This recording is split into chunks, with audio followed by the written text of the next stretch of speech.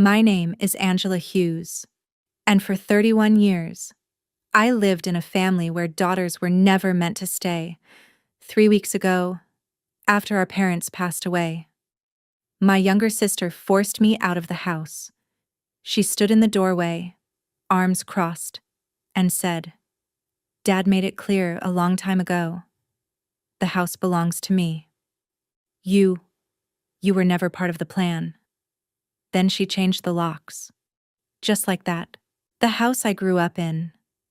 The house where I spent nearly 2 years caring for our dying mother while my sister only showed up when it was convenient for her. The house where I held Mom's hand through endless hospital visits while she scrolled through her phone, complaining about being bored. That house became somewhere I no longer belonged. She didn't even wait for me to pack. My clothes, my books, even the photo albums Mom kept, everything was dumped onto the front lawn like trash. And as I stood there, watching strangers slow down to stare, she looked at me and said something I will never forget. "You've always been a burden, Angela. This just makes it official. Because in my father's eyes, that's all a daughter was ever meant to be. Temporary, replaceable, forgettable." But here's what my sister didn't know. Our mother had been preparing for this moment. For years. 8 years of quiet decisions. 8 years of meetings no one questioned. 8 years of building something no one, not even my father, could control. Before we go any further, take a moment to subscribe, but only if this story truly resonates with you. And I'd love to know, where are you listening from right now? What's the weather like where you are? This is a fictional story, with a few details shaped with the help of AI to make it more vivid, but every emotion you're hearing, that part is real. To understand what my sister did, you first have to understand the Hughes family.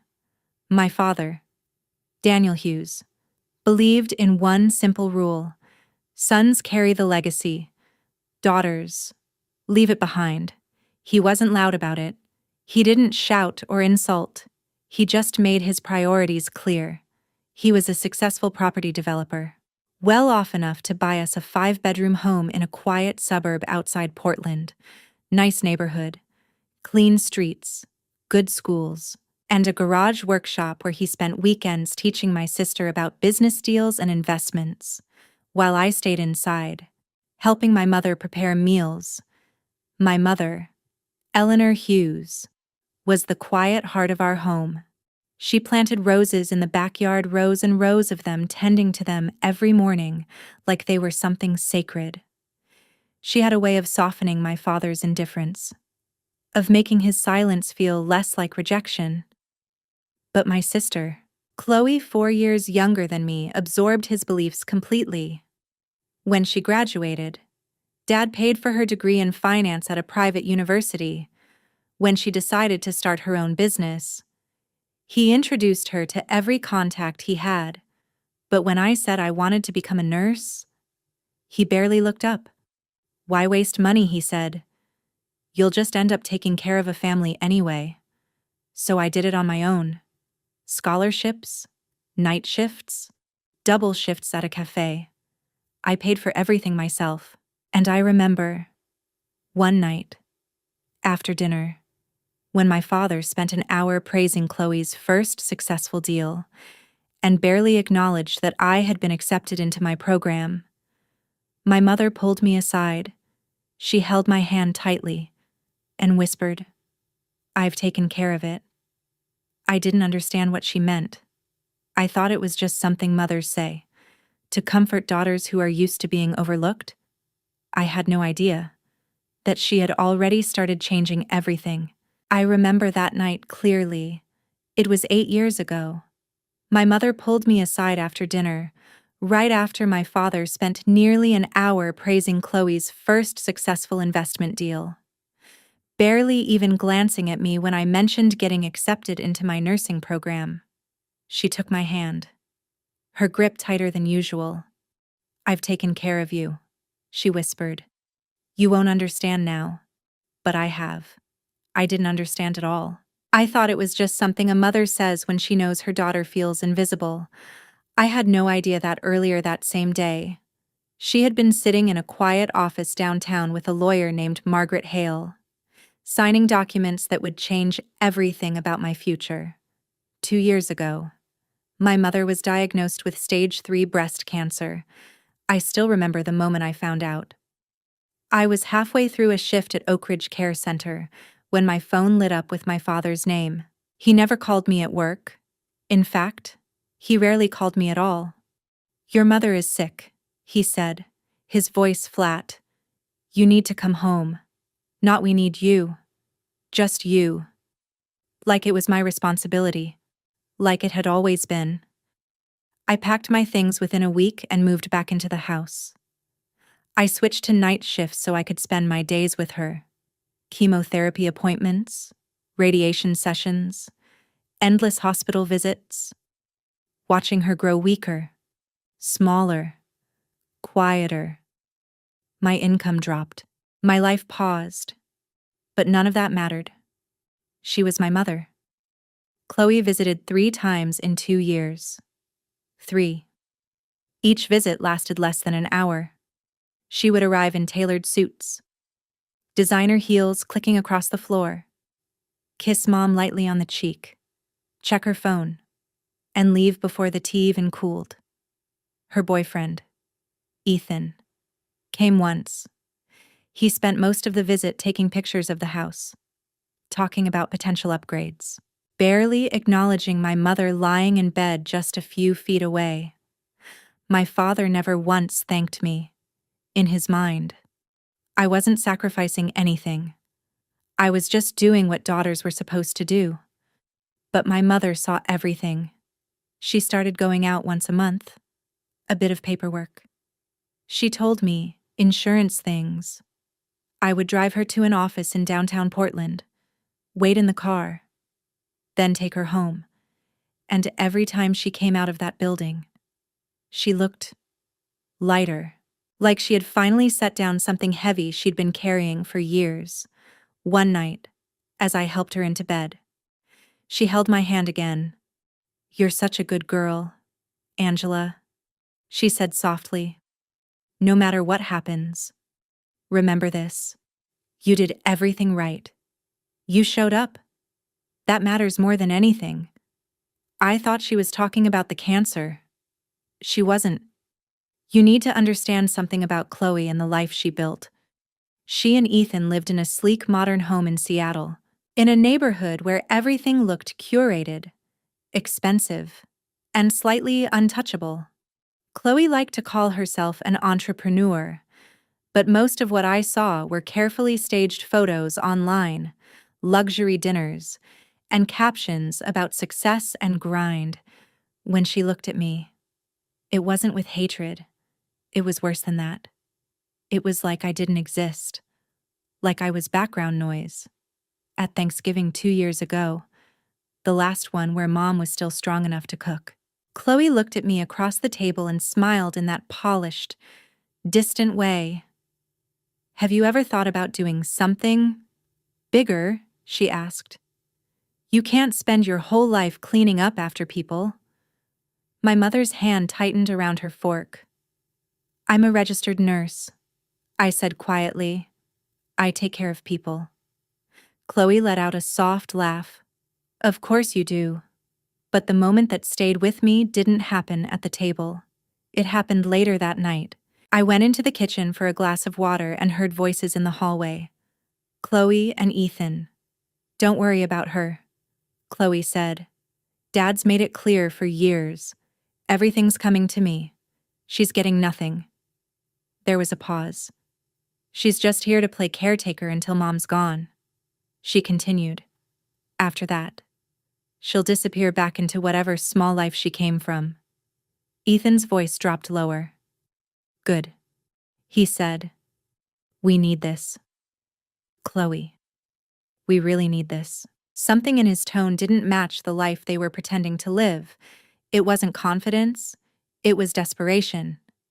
I stood there, frozen, my hand wrapped around the glass, listening to every word, Something was wrong.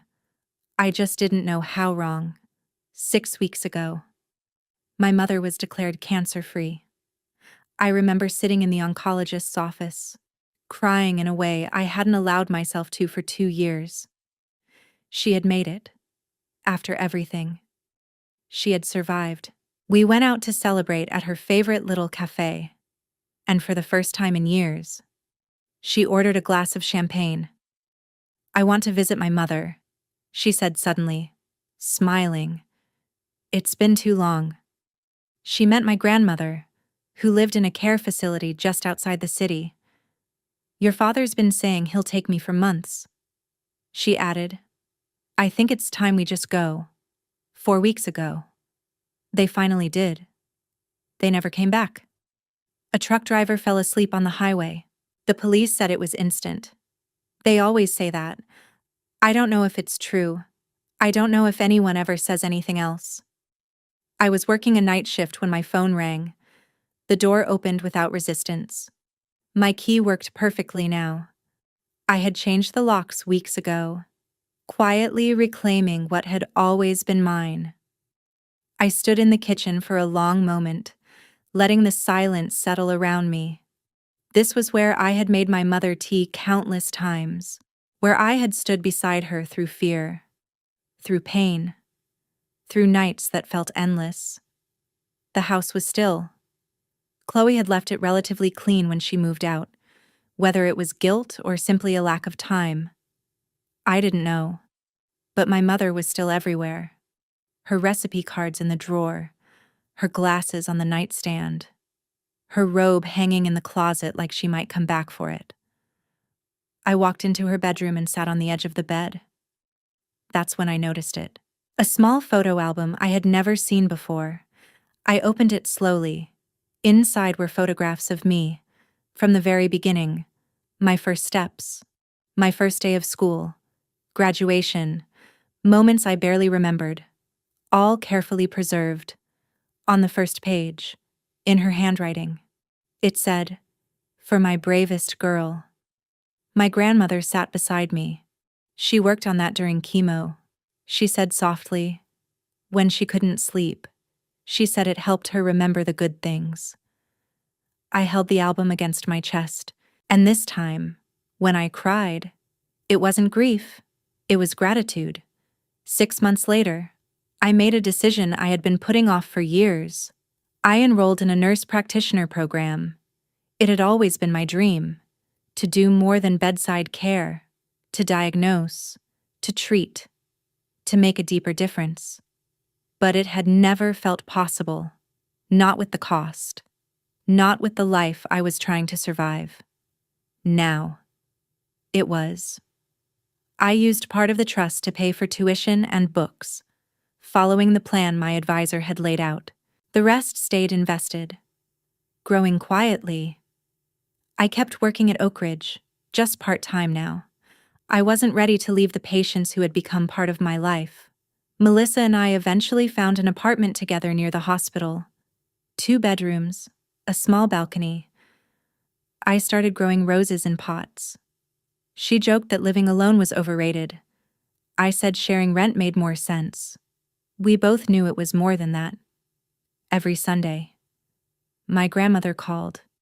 She told me stories about my mother as a child, about who she was before life softened her, shaped her, quieted her. I recorded those calls, saving them like something fragile and irreplaceable. As for the house, I decided to rent it. A young family moved in. The wife was a nurse from Oak Ridge, her husband kind, their 2 daughters full of life.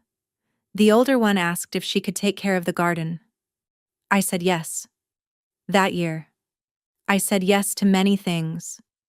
To rest, to opportunity, to the slow realization that I was worth more than I had been taught to believe. My mother didn't just leave me money, she gave me permission. Permission to believe I deserved a life that wasn't built on sacrifice alone. I've thought a lot about Chloe, not to excuse her. There is no excuse for how she treated me, but to understand. She grew up being told she was entitled to everything. She didn't have to earn it. The world was already hers. So she never learned what it meant to value something. Or someone. Psychologists call it entitlement. The belief that you deserve things without effort. It isn't something you're born with. It's something you're taught. And once it takes root, it's hard to unlearn, because letting go of it means facing the truth that you were never as special as you were told. Chloe isn't a monster. She's the result of a system that told her she mattered more. And when that belief collapsed, she didn't know how to stand without it. I don't know if she'll ever change. I hope she does. But I also know that it's not my responsibility to fix her. My responsibility is to myself, to protect my peace, to build a life that reflects what my mother believed I deserved, and to remember that walking away from people who hurt you is not cruelty. It's survival. If you've ever been made to feel like you weren't enough by the very people who should have loved you, I want you to hear this. They were wrong. You were always enough. Sometimes love protects us in ways we don't see. And sometimes we have to learn to protect ourselves. That's what my mother gave me. And that's what I finally understood. If this story meant something to you, I'd love to hear your thoughts. Tell me about someone who protected you, or someone you wish had. And if you want more stories like this, stay with me. Thank you for being here. It means more than you know. I didn't open the letter that night. Instead, I called the only person I could think of, Melissa Carter. She had been my supervisor at Oak Ridge for 3 years. But more than that, she was someone who saw me clearly when I couldn't see myself. She arrived in less than 30 minutes. No questions, no hesitation. "Get in," she said softly. "You're staying with me." Her apartment was small but warm. 2 bedrooms in a quiet complex. Nothing fancy, but safe. And that was enough. When she handed me tea and a blanket, everything I had been holding back finally broke. I cried in a way I hadn't since the night I lost my parents. Later, when the storm inside me settled, I took out the letter. My hands trembled as I opened it. The handwriting was shaky, uneven. She must have written it during chemo. "My dearest Angela, if you're reading this, then what I feared has already happened. Your father and your sister have shown you who they are. I want you to know something. I saw it. I always saw it. I tried to change your father. I truly did. But I couldn't. What I could do was protect you. There is a lawyer, Margaret Hale, at Hale and Whitmore in downtown Portland. She has everything. All the documents, all the arrangements, everything I couldn't give you while I was alive. Angela, you were never a burden, not for a single moment. You are the best thing I have ever done. I love you more than anything good in this world." Mom, I read it once, then again, and again, until the words stopped feeling unreal and started settling somewhere deep inside me. Then I called the number at the bottom. Hale and Whitmore was exactly what you'd expect. Old brick building, polished brass nameplates, floors that creaked with history. I felt out of place the moment I walked in. But the receptionist smiled. And moments later, I was led into a quiet office filled with books and soft light. Margaret Hale stood to greet me. She wasn't what I expected. Late 50s, silver hair, precise, composed, but her eyes were warm. "Angela," she said, "I've been waiting for your call. That almost broke me. She left me a letter." I said, "She said you had something for me." Margaret gestured for me to sit. "I do," she said. "Your mother and I worked together for 8 years." 8 years. The same amount of time she had hinted at before. She knew. Margaret continued. "She knew what your father intended. She knew your sister would inherit everything under his control. My chest tightened, and she couldn't change that. She said, but she could plan around it? What does that mean? It means she created arrangements outside your father's estate. I felt the room shrink around me. Arrangements your sister doesn't know about. And your father never knew about either. I stared at her. What kind of arrangements? The kind you'll understand at the will reading next week. She said calmly. Both wills will be presented together. She paused. But until then, you need to trust me. I nodded slowly. Whatever your sister says, she continued. Don't react. Don't sign anything. Just wait. Why? Her expression softened. Because your mother made sure she would have the final word. 3 days before the will reading. Chloe called. It was late. I was sitting in Melissa's kitchen, pretending to read. Her name on my phone made my stomach tighten. I answered anyway. Angela, she said. Her voice smooth, friendly, worse than anger. I've been thinking. She continued. This situation between us, it's not good for anyone. I said nothing.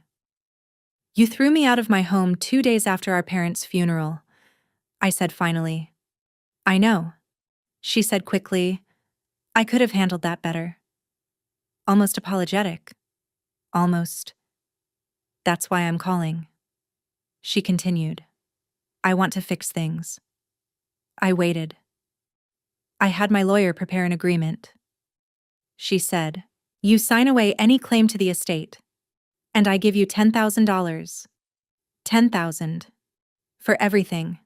For years of being overlooked. For 2 years of caring for our mother alone. For every moment I had been made to feel like I didn't matter. Angela, she said, her tone sharpening. Be realistic. You're not getting anything. Dad's will is clear. You'll waste money fighting this. Take the money. Start over. I closed my eyes. Then I said quietly, no. Silence. I'll see you at the will reading. Her voice changed instantly. Cold. You're making a mistake, she said.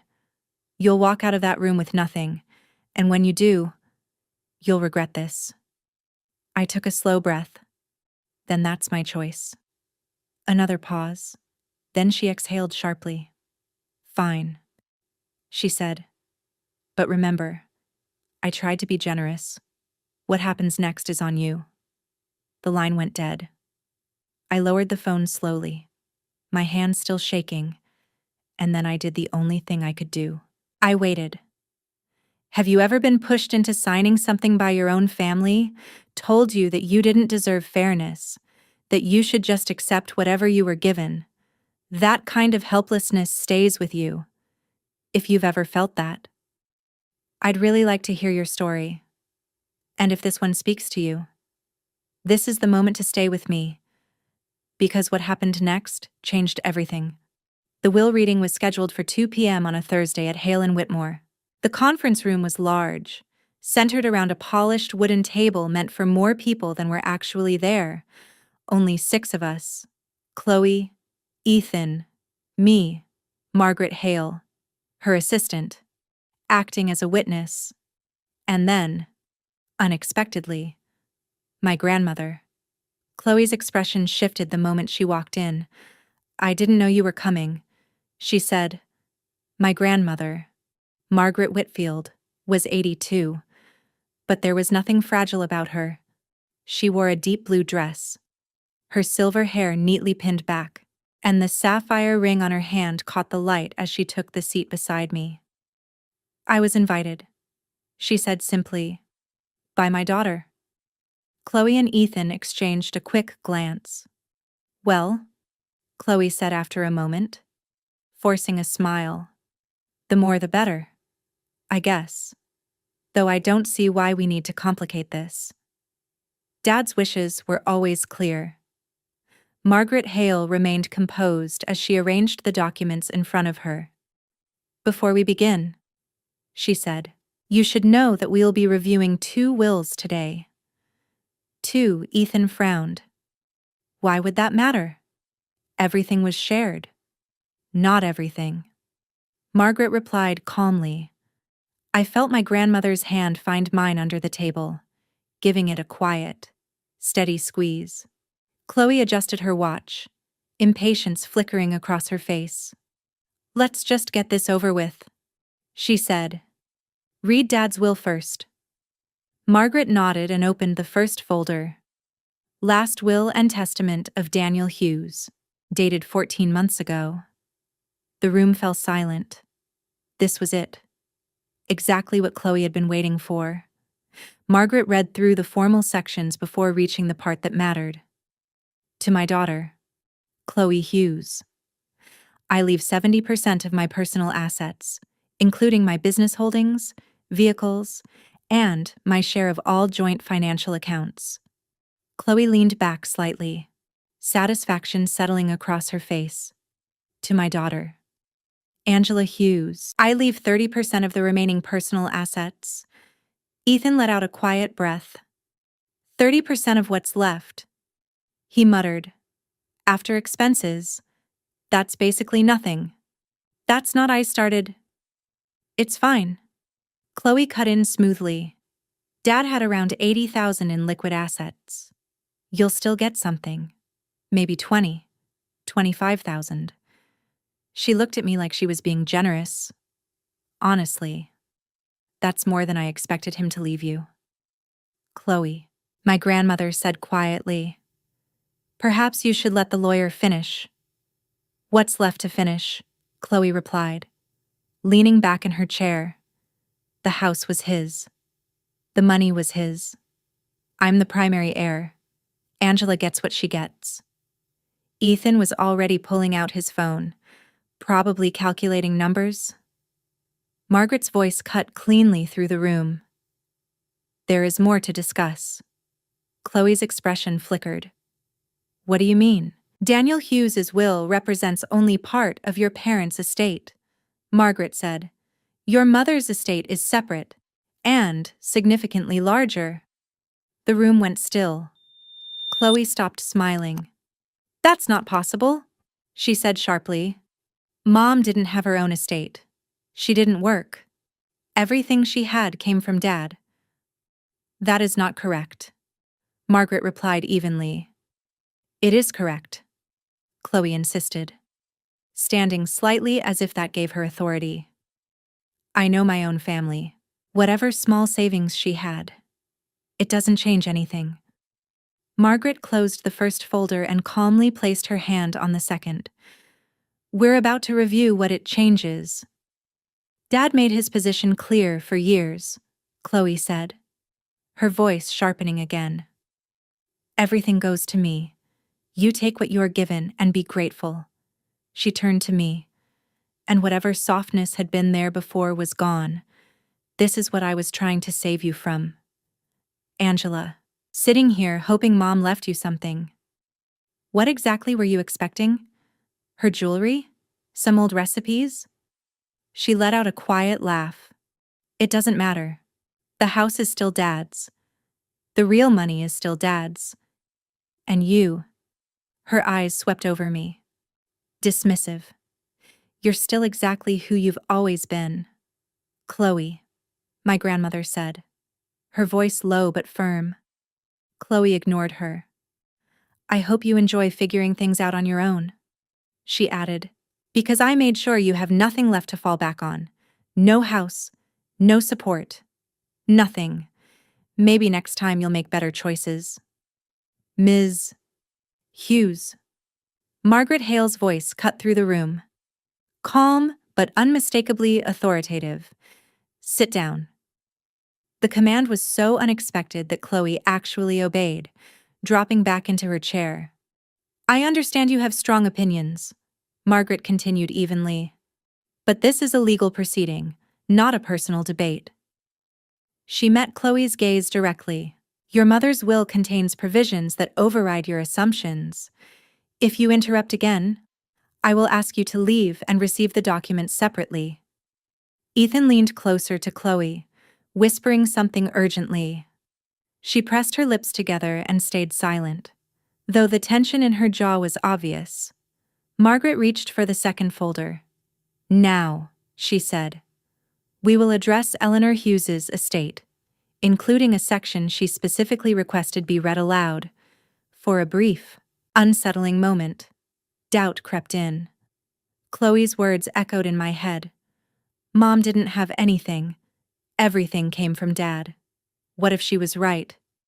What if the letter, the lawyer, all of it, was just my mother trying to comfort me? Knowing I would be left with nothing, I glanced down at the watch on my wrist. My mother's watch. The leather strap was worn, the face scratched from years of use. She could have replaced it 100 times over, but she never did. She wore it every single day. What had she really left me? Ethan leaned toward Chloe again, his voice low but urgent. "Maybe she just had a small policy," he murmured. "Life insurance or something. A few thousand at most." "Nothing that changes anything," Chloe whispered back. "Our situation." The phrase caught my attention. What situation? My grandmother's hand tightened around mine, firmer this time, as if she could feel the doubt creeping in. "Angela," she murmured softly. "Just for me. Your mother was the smartest woman I've ever known. Trust her." I looked up at Margaret. She was watching me closely. Her expression calm, almost expectant. "I'm ready," I said. Chloe let out a quiet scoff, ready for disappointment. She muttered. Ethan chuckled under his breath. Margaret ignored them. She opened the folder and carefully removed several documents. I could see official seals, notarized stamps, pages filled with dense legal language. "Last will and testament of Eleanor Grace Hughes," she began. "Revised 18 months ago. Witnessed and notarized in Multnomah County." She paused briefly. "The testator was evaluated by Dr. Helen Carter, a board-certified psychiatrist, and declared fully competent at the time of signing." She looked directly at Chloe. "The first item is a letter Mrs. Hughes requested be read aloud." Chloe shifted in her seat. 18 months ago," she said quickly. "That was during chemo. Her judgment wasn't clear." I anticipated that concern. Margaret replied smoothly. "Which is why there is a formal evaluation confirming her full cognitive capacity." She reached into the folder and placed a small USB drive on the table. "There is also a video recording of the signing. Your mother explains each decision in detail. The recording is 32 minutes long and available for review should anyone wish to contest her competency." Ethan went still. Chloe stared at the USB drive as if it might explode. She swallowed. "That's very thorough." "Your mother was meticulous," Margaret said. A faint hint of admiration in her tone. She then lifted a single sheet of paper, cream-colored, familiar. I recognized it instantly. My mother had kept a box of that stationery in her desk, reserved for things that truly mattered. Margaret held it carefully. "And now," she said, "the letter. If you believe my parents made the right choice choosing to protect one child while leaving the other behind, comment Jung. But if you can't support a decision that creates inequality within a family, then comment say, sometimes love is tested not by words, but by how fairly it is given. And the hardest question is, what would you have done in their place to my children?" Margaret began, her voice steady and clear. "If you are hearing this, then I am gone. And the moment I feared has come." My throat tightened. "I love you both," she continued. "I want you to know that first. But love does not make me blind." Chloe went very still. "For years, I watched your father favor one child over the other in ways he didn't even recognize. To him, it was natural. One would lead, one would follow, one would inherit, one would accept. Margaret paused briefly, glancing up at us. "There is more," she said. "Keep reading," Chloe said sharply. Margaret nodded and continued. And suddenly, it felt like my mother's voice was in the room. "When Angela was born, your father said, 'Maybe next time we'll have something different.' I held her in my arms and promised myself she would never feel like she came second in my eyes. My chest tightened. I watched her grow up working harder for less recognition. I watched her build her life without help. While others were given every advantage, I couldn't move. I watched her come home and care for me during the hardest years of my life, changing my sheets, holding my hand, staying when it was difficult and exhausting and thankless. Margaret's voice softened slightly. "Chloe visited 3 times in 2 years. The words landed heavily. "I do not say this to condemn." The letter continued. "I say it so you understand why I made the choices I did." Ethan shifted beside Chloe. "The assets I leave to Angela are not a reward. They are not favoritism. They are balance. They are what she was always owed." A quiet sound escaped Chloe, something between disbelief and anger. "And if Chloe is hearing this and feels wronged," Margaret read on, "I ask her to consider why she feels entitled to everything. Who taught her that? And what has she done to earn it?" Beyond expectation, Chloe's face had gone pale. Margaret lowered the page slightly. The letter concludes. She said softly, "To my dearest Angela, you were never a burden. You are my heart. Live fully. Be happy. And never let anyone convince you that you deserve less than everything good this world can offer." She folded the paper carefully. "With all my love. Always. Mom." The room fell into complete silence. I couldn't speak. I couldn't breathe. My grandmother quietly placed a tissue in my hand. Margaret let a moment pass before continuing. "Now," she said, "let's review what Eleanor Hughes has left behind." She pulled a document from the folder. "First, the house." Chloe straightened immediately. "That's part of Dad's estate," she said. "It was always in his name." Margaret slid the paper across the table. "Actually, it was not." Chloe grabbed the document, scanning it quickly. "5 years ago," Margaret continued, "your parents transferred full ownership of the property to Eleanor Hughes." "That's not possible," Chloe said. "It is," Margaret replied calmly. "Your father was facing a potential legal dispute at the time. Transferring the property protected it from liability."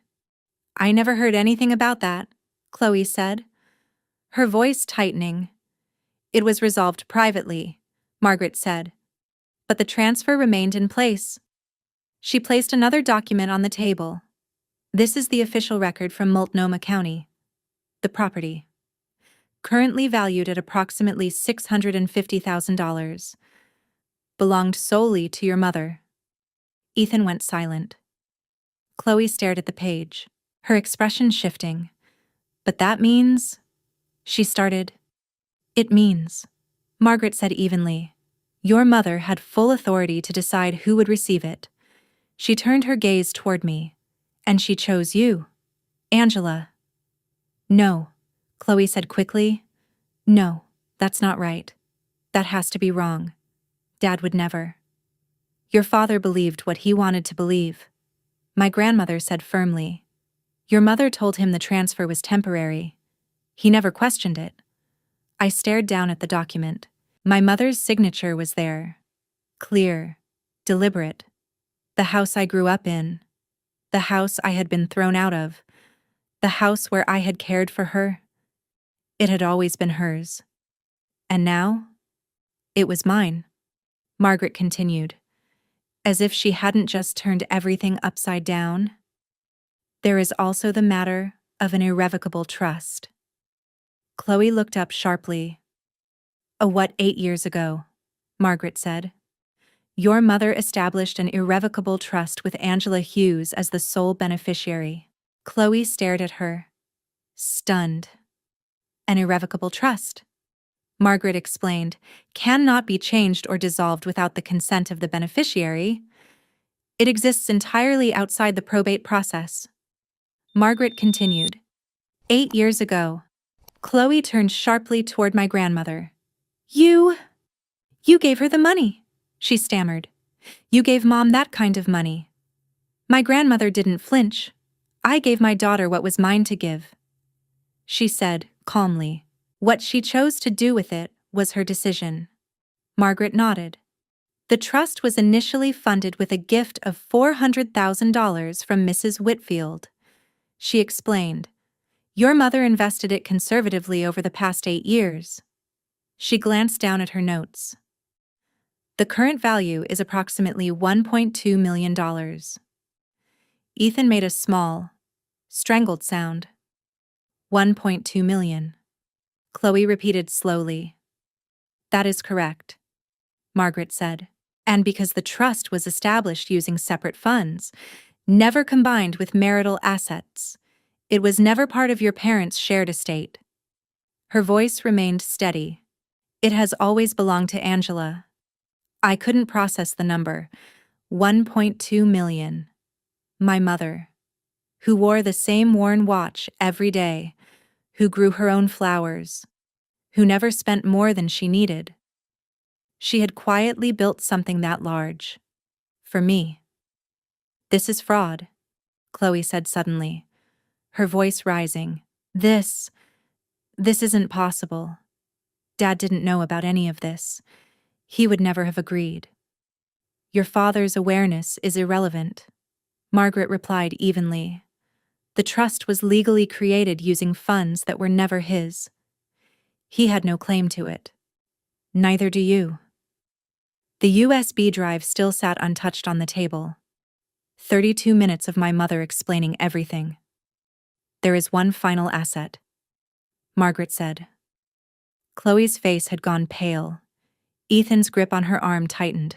Your mother held a life insurance policy valued at $500,000. Margaret continued. The sole beneficiary is Angela Hughes. For a moment, I couldn't even react. Life insurance. I hadn't known any of this. She purchased the policy 12 years ago. Margaret said. The premiums were paid from her personal account, funded by annual gifts from your grandmother. Your father was never listed as a beneficiary. But I'm her daughter, Chloe said, her voice breaking slightly. I'm her firstborn.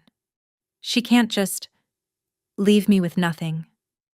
She did not leave you nothing, Margaret replied, pulling out another document.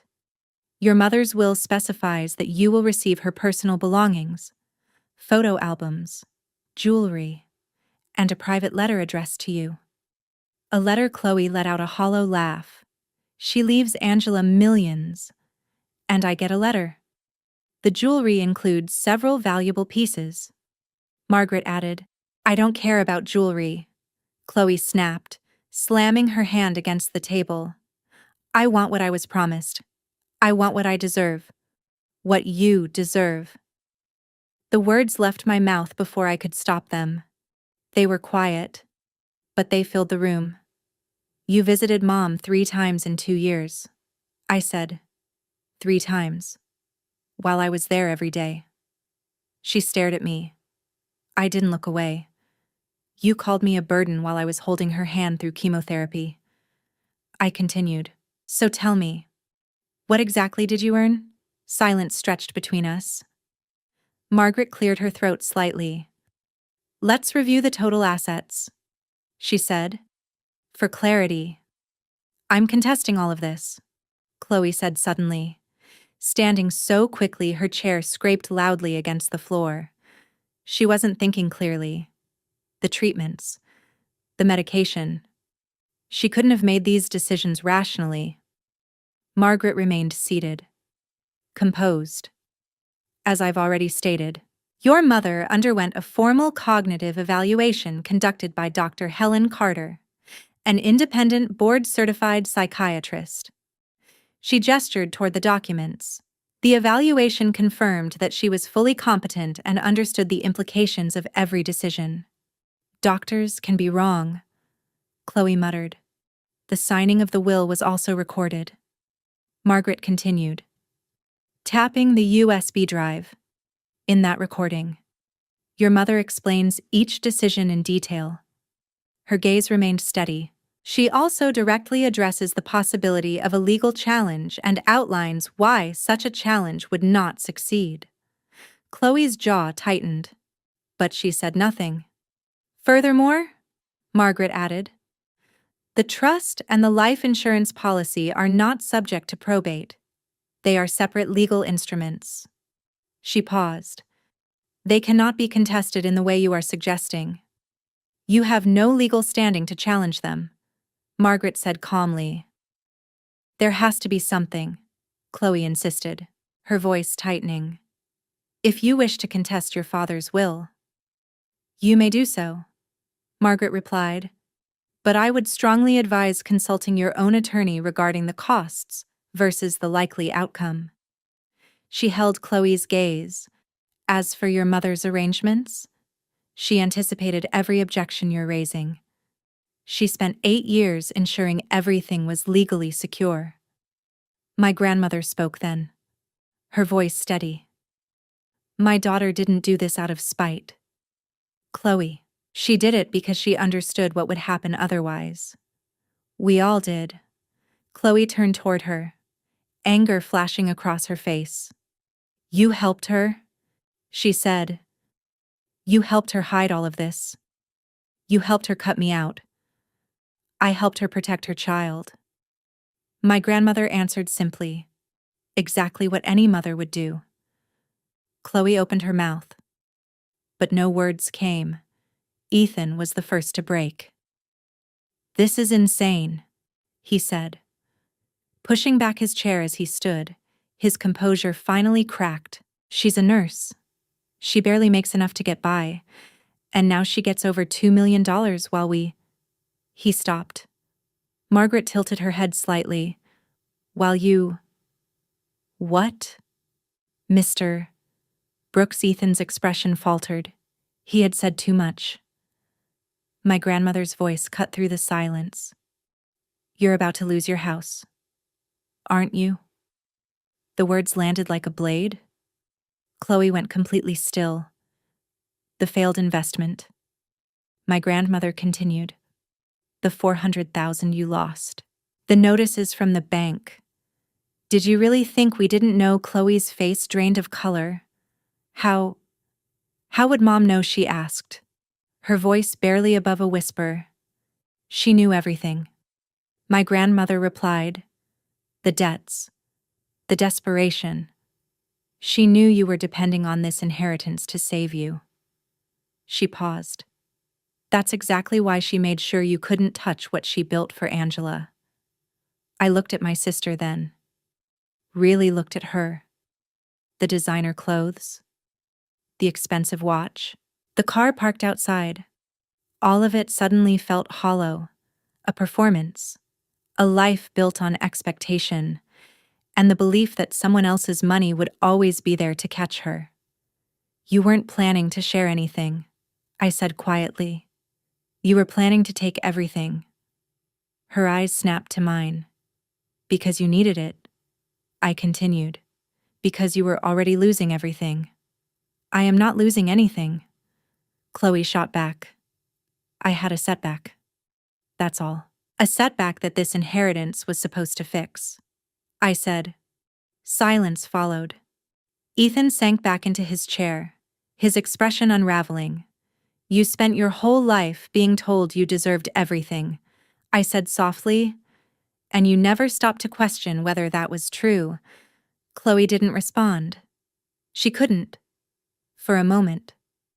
I want to ask you something. If you were in her position, would you have done anything differently?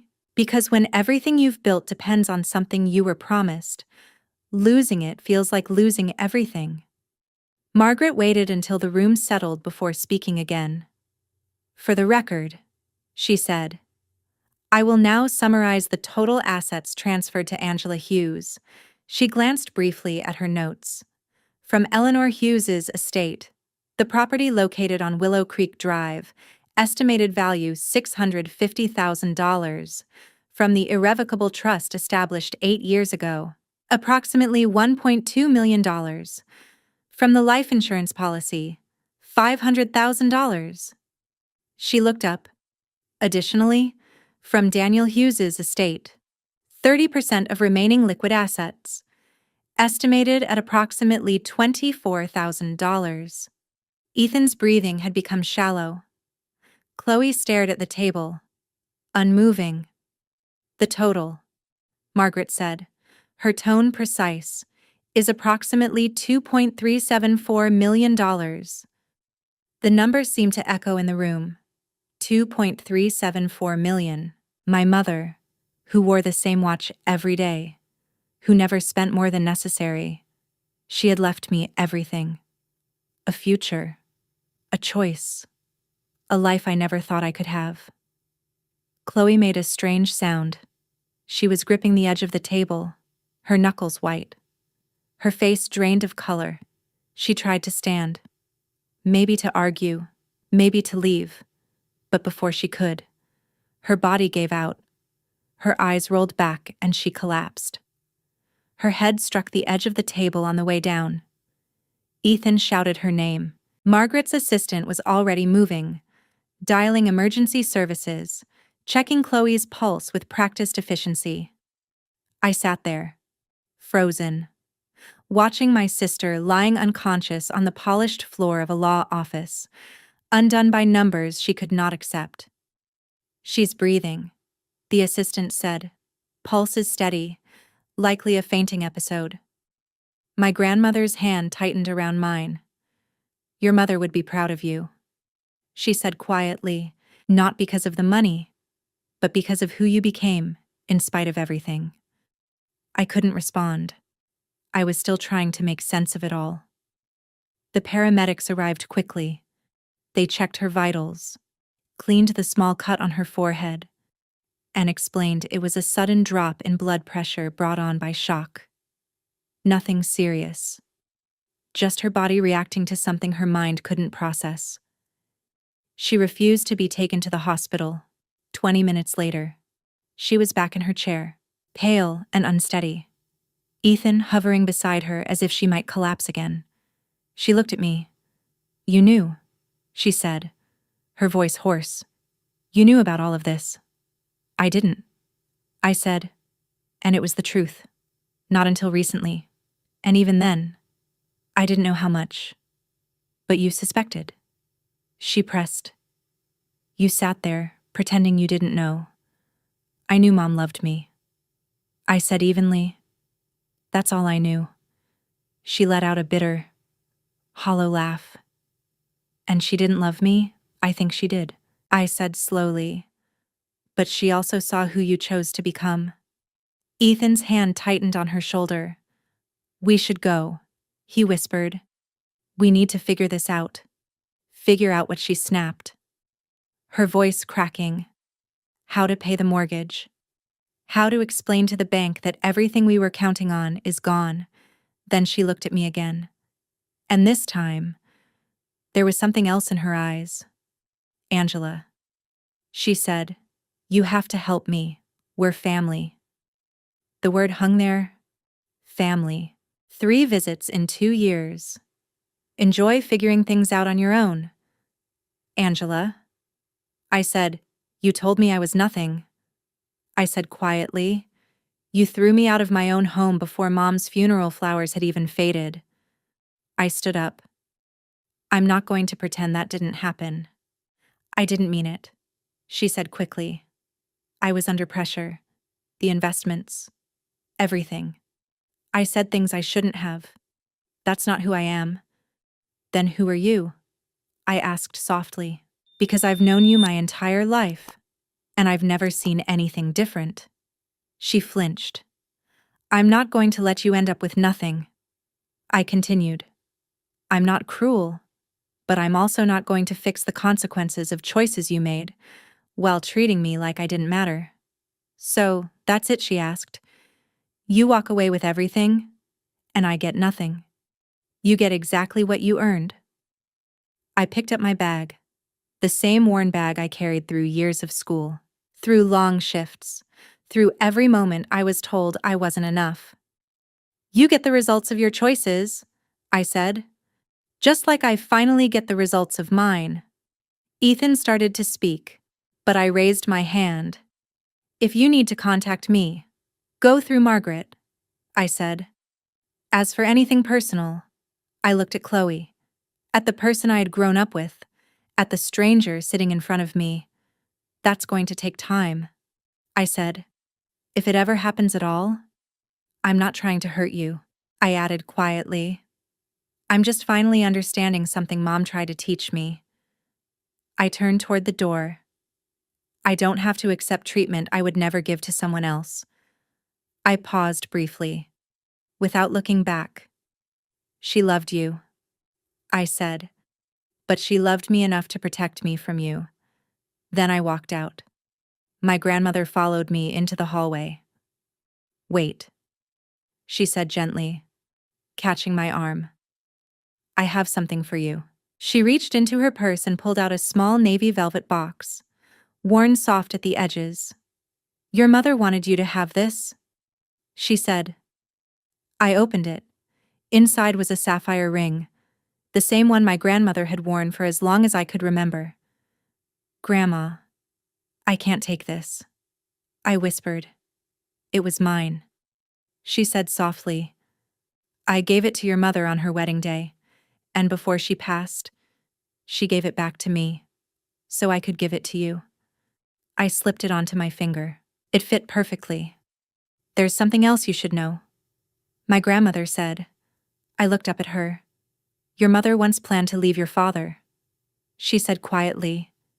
"Years ago, before you were born." I stared at her. "She stayed because of you," she continued. "Because of both of you. No one knew," she added. "She did what she could, with the life she had. But she always regretted that she couldn't give you a different childhood," my grandmother said softly.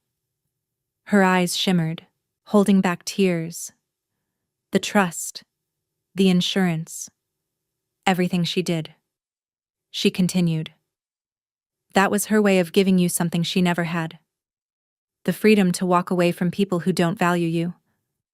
I pulled her into a hug. This small, steady woman who had stood beside my mother for 8 years, quietly helping her build a future I never knew existed. "Thank you," I whispered.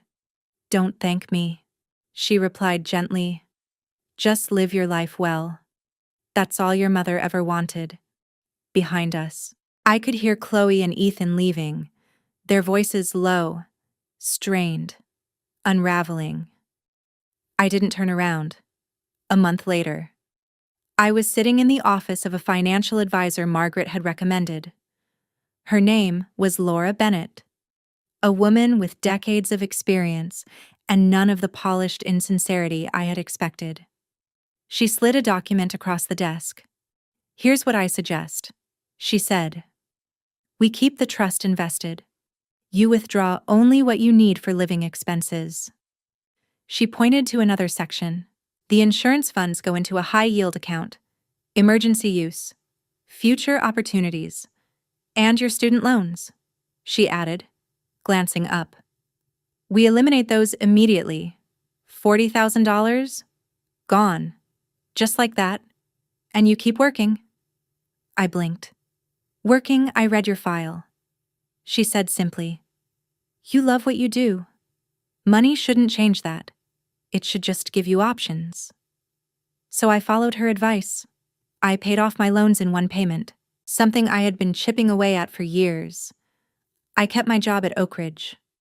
Though I switched to day shifts, I no longer needed the extra hours just to stay afloat. I stayed with Melissa for another month while I figured out what to do about the house, because the house wasn't simple. It was the place where I had cared for my mother, the place where I had been thrown out like I didn't belong, The place where Chloe had laughed with a glass of wine while my things sat outside in the rain. But it was also where my mother had planted her roses, where she had tucked me into bed as a child, where she had quietly planned a future for me, piece by piece. I wasn't ready to go back. Not yet. But I wasn't ready to let it go either. Rent it, Melissa suggested one evening. Let it take care of itself while you figure things out. She was right. For the first time in my life, I wasn't rushing toward survival. I had time. My mother had given me that. 3 months after the will reading. My grandmother called. Chloe sold the house. She said, I was sitting on my break at work, in the same stairwell where I had once learned my parents were gone. Funny how certain places hold memories like they never leave. How do you know? I asked. It was listed online. She said, and Ethan's social media has been very informative. Her tone was dry. He's already rebranding himself as a victim of financial betrayal. I almost laughed. Almost. Is she okay? I asked. Define okay, my grandmother replied. She's in a small apartment now, still working. But not where she used to. I don't think anyone's inviting her to the same circles anymore. A few months ago, I might have felt satisfaction hearing that. Now, I just felt tired. I don't want anything bad to happen to her. I said quietly, I know. My grandmother replied, that's the difference between you. There was a pause. Did Mom know? I asked. About the debts. The situation she suspected, my grandmother said. And she knew that if there was money within reach, Chloe would take it. Not out of cruelty, but because she was raised to believe it belonged to her. I thought about my sister, alone, her life unraveling, and I thought about the girl she used to be, the one who used to laugh in the backyard, who used to hold my hand when we crossed the street. I didn't know where that version of her had gone, but I knew I couldn't bring her back. I'm going to the house this weekend, I said. First time since everything? Do you want me to come with you? I nodded. Even though she couldn't see me, yes, I do. The garden had survived the winter. Not perfectly. Some of the roses were dry, brittle at the edges, but in between them, I saw new growth. Small green shoots pushing through the soil. Life. Stubborn and quiet. Refusing to disappear. My grandmother stood beside me, her arm linked through mine. She planted this the year you were born. She said. I blinked. I didn't know that. She said it was for protection. My grandmother added, for hope, for something good to grow around you. I stepped forward and pushed open the back door. The door opened without resistance. My key worked perfectly now. I had changed the locks weeks ago, quietly reclaiming what had always been mine. I stood in the kitchen for a long moment, taking in the silence. This was where I had made my mother tea countless times, where I had stood beside her through fear, through pain, through nights that felt endless. The house felt still. Chloe had left it relatively clean when she moved out, whether it was guilt or simply a lack of time. I didn't know, but my mother was still everywhere. Her recipe card sat neatly in the drawer. Her glasses rested on the nightstand. Her robe still hung in the closet, like she might come back for it at any moment. I walked into her bedroom and sat down on the edge of the bed. That's when I noticed it. A small photo album I had never seen before. I picked it up slowly. Inside were pictures of me, from the very beginning. My first steps, my first day of school, graduation, moments I barely remembered, all captured carefully on the first page. In her handwriting, it said, "For my bravest girl." My grandmother sat beside me. She worked on that for weeks. She said softly, she couldn't sleep during chemo, so she put it together. She said it helped her remember the good things. I held the album against my chest, and for the first time in a long time, I cried, not from grief, but from gratitude. 6 months later, I made a decision I had been putting off for years. I enrolled in a nurse practitioner program. It had always been something I wanted, a way to do more, to help people in a deeper, more meaningful way. But it had never felt possible, not with the cost, not with the life I was trying to hold together. Now, I used part of the trust to cover tuition and books, following the plan my advisor had carefully laid out. The rest remained invested, growing quietly in the background. I continued working at Oak Ridge, shifting to part-time. I wasn't ready to leave the patients who had become such an important part of my life. Melissa and I eventually found an apartment together near the hospital. 2 bedrooms, a small balcony. I started growing roses in pots. She joked that living alone was overrated. I told her sharing rent made more sense. We both knew it was more than that. Every Sunday, my grandmother called. She told me stories about my mother as a child, about who she was before life shaped her into someone quieter, more careful. I recorded those conversations, saving them like pieces of something I didn't want to lose. As for the house, I decided to rent it. A young family moved in. The wife was a nurse from Oak Ridge, her husband kind and steady, their 2 daughters full of energy. The older one asked if she could take care of the garden. I said yes. That year, I said yes to a lot of things, to opportunities, to rest, to the slow, unfamiliar realization that I was worth more than I had been taught to believe. My mother didn't just leave me money. She gave me permission. Permission to believe I deserved a life that wasn't built on sacrifice alone. I've thought a lot about Chloe. Not to excuse her. There is no excuse for the way she treated me. But to understand, she grew up being told she was entitled to everything. She didn't have to earn it. The world was already hers. So she never learned what it meant to truly value something, or someone. People call it entitlement, the belief that you deserve without effort. It isn't something you're born with. It's something you're taught. And once it takes hold, it's almost impossible to unlearn, because letting it go means facing the possibility that you were never as special as you were told. Have you ever felt overlooked, underestimated, or pushed aside by the very people who were supposed to love you most? If this story feels even a little familiar, I'd really like to hear yours. Share your experience in the comments, not just to be heard, but to connect. You never know who might read your story and feel less alone because of it. Sometimes, healing begins when we finally speak our truth. There was a moment in my life when I finally understood something I had spent years questioning, not my worth, but the way I had been taught to see it.